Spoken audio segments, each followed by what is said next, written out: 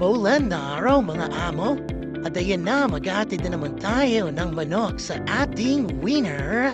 At ayan na, piniplex na po natin ang kanyang napanalunan. At agad-agad natin niyang ipinayong. Maya-maya pa ay nagsuot na tayo ng pangbalangasang helmet. At agad-agad na tayong bumaba.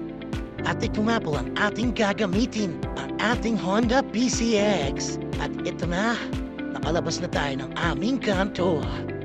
Ano to mga amo?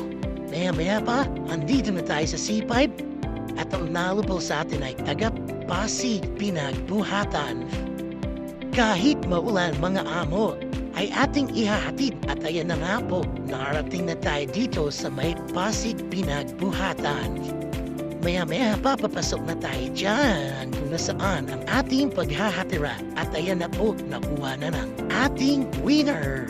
Maraming salamat po mga amo.